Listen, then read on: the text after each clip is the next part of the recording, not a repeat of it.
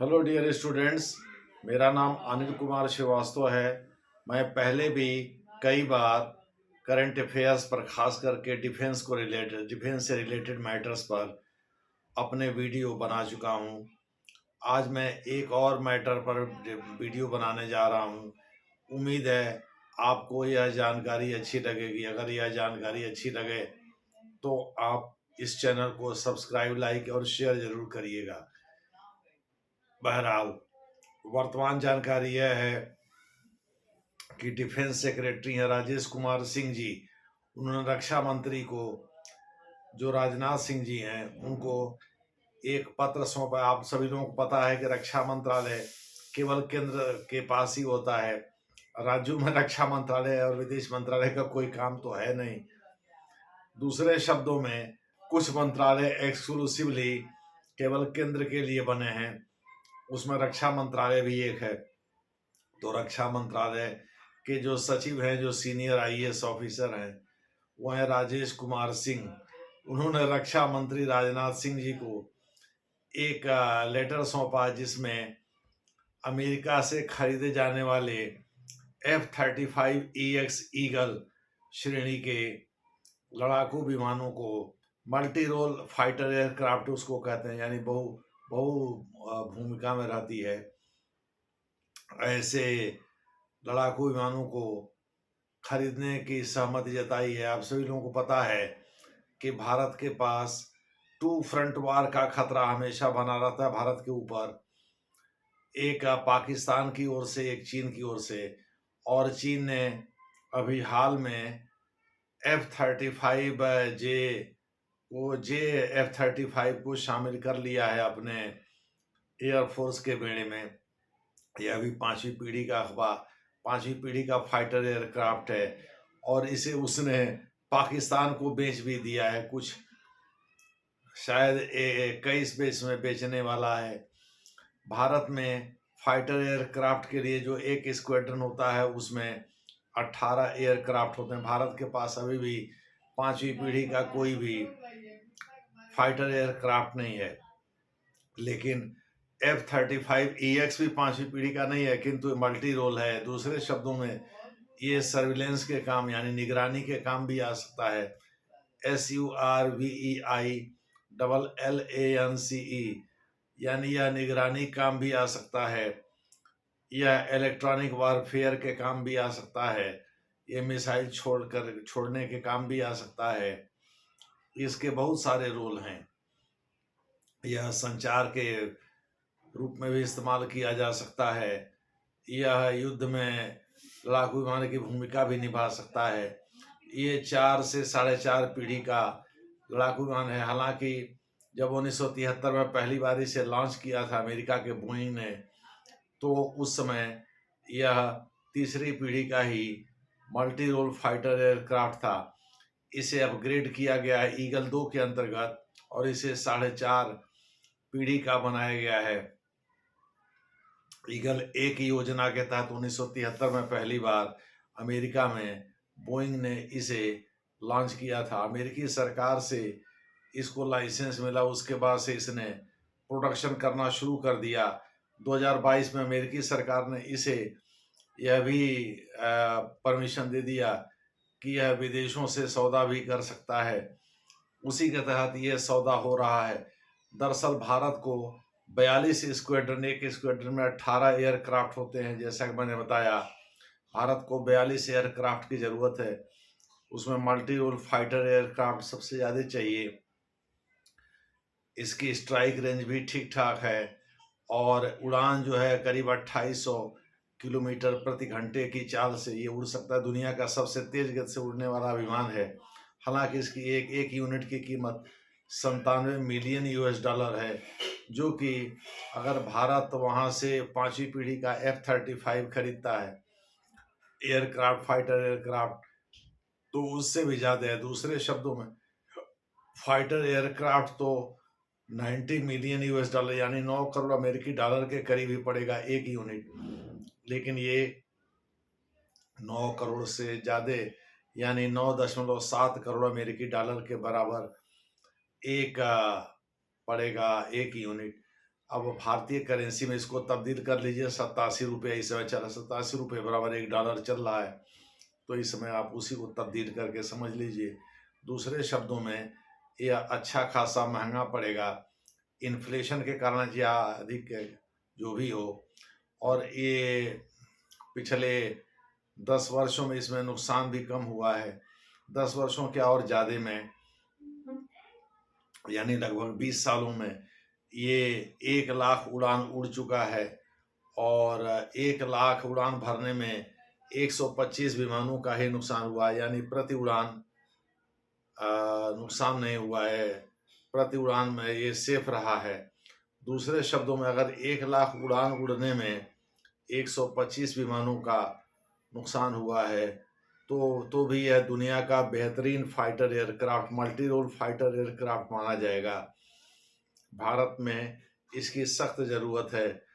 चीन ने इस बीच अपने J-20 और J-35 जो अभी डिज़ाइन किया है, जिसमें कई को पाकिस्तान को बेच भी चुका है, ये दोनों 5वीं पीढ़ी के इसके फाइटर एयरक्राफ्ट हैं। तो चीन से भारत को हमेशा खतरा रहा है और आगे भी खतरा बना रहेगा। मोटे तौर पर आप कह सकते हैं कि चीन ने J-20 और J-35 जो डिज़ाइन किया है, उसमें J-20 जो है वो इसके उन्नत किस्म का फाइटर एयरक्राफ्ट है 5वीं पीढ़ी का। हालांकि F-15EX 5वीं पीढ़ी का फाइटर एयरक्राफ्ट तो नहीं है, लेकिन मल्टी रोल जरूर है। और मल्टी रोल होने की वजह से इसकी युद्ध भूमि में बहुत बड़ी भूमिका हो जाती है, यानी एयरफोर्स के लिए ये बहुत कारगर होगा। चूँकि केवल 5वीं पीढ़ी के फाइटर एयरक्राफ्ट से तो भारत को उलझना नहीं है, भारत को तीसरी पीढ़ी, 3.5 पीढ़ी, 4 पीढ़ी, 4.5 पीढ़ी के फाइटर एयरक्राफ्ट से भी निपटना है और मल्टी रोल अदा करना है। इंटेलिजेंस गैदरिंग भी करनी है, इलेक्ट्रॉनिक वारफेयर भी करना है और मिसाइल भी छोड़ना है, बहुत सारा काम करना है। तो उस मामले में 15EX जो ईगल 2 श्रेणी का विमान है वो ज़्यादा कारगर होगा। तो जो राजेश कुमार सिंह रक्षा मंत्री हैं, उन्होंने ऐसे 114 विमानों को खरीदने के लिए एक रिपोर्ट राजनाथ सिंह को पेश किया है। सुना ये जा रहा है कि राजनाथ सिंह ने इसे मंजूरी प्रदान कर दी है।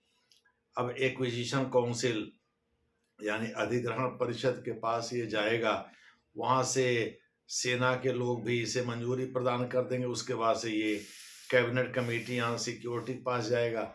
मुझे लग रहा है वहाँ से भी इसे मंजूरी मिल जाएगी, क्योंकि प्रधानमंत्री जिसका अध्यक्ष होता है, प्रधानमंत्री के इशारे के बिना ये सब चीज़ें तो हो नहीं सकती। उसके बाद से ये तो प्रोसेस है बस। उसके बाद से 114 मल्टी रोल फाइटर एयरक्राफ्ट जो F-15EX है, उसके खरीदने का रास्ता साफ हो जाएगा। फिर भारत 114 इस तरह के विमान खरीदने के लिए अमेरिका के पास ऑर्डर दे सकेगा। जैसा मैंने बताया, 2022 में बोइंग को अमेरिका के तरफ से एक नोट मिला है, जिसमें ये कहा गया है कि वो भारत को अपने लड़ाकू विमान बेच सकता है। अब अमेरिका में तो F-16 विमान तक भी या F-35 विमान भी प्राइवेट सेक्टर में ही बनते हैं। ज़्यादातर को तो बोइंग ही डिज़ाइन करता है, बनाता है। तो बोइंग के पास ये जाएगा, ये रिपोर्ट, ये रिकॉर्ड जाएगा, या आप कह सकते हैं ये सेल की जिम्मेदारी होगी। 114 फाइटर एयरक्राफ्ट, जिसको MF multi role MR fighter MRFA कहा गया है, यानी multi role fighter aircraft F-15EX eagle 2, Bharat 114 ऐसा अमेरिका से खरीदेगा। देखना है इसमें आगे क्या डील होती है, पाकिस्तान और चीन से भारत कैसे निपटता है। चूँकि LCA के उत्पादन का मामला बहुत ढीला ढाला चल रहा है, तो LCA लाइट कम्बैट एयरक्राफ्ट जो तेजस है, उस पर भरोसा किया नहीं जा सकता कि वो कब डिलीवरी करेगा हिंदुस्तान एरोनॉटिक्स लिमिटेड। कुछ समय पहले ये सूचना आई थी, उस पर मैंने एक वीडियो भी बनाया है कि प्राइवेट सेक्टर से हाथ मिलाया है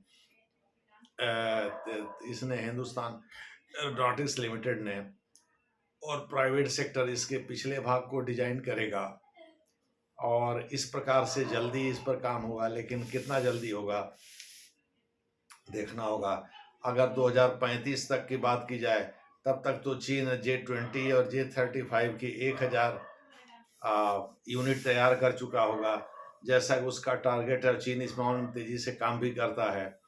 तो देखना होगा भारत कैसे चीन और पाकिस्तान से एक साथ निपटता है। अभी तो मान लीजिए न्यूक्लियर वेपन है भारत के पास, तो डिटरेंट का काम करता है।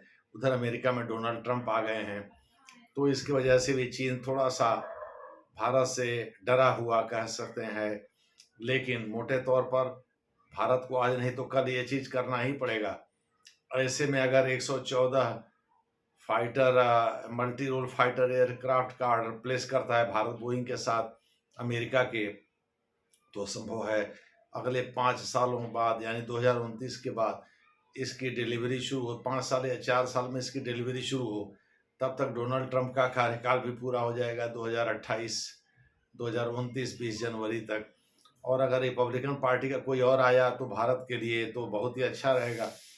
तब तक तो भारत बहुत सारे एयरक्राफ्ट अपने बेड़ा में शामिल कर लेगा, चूँकि MiG-29 के और KUB और मिराज 2000 इन दोनों के रिटायरमेंट का टाइम भी आ जाएगा। तब तक इनको रिटायर भी करना जरूरी हो जाएगा।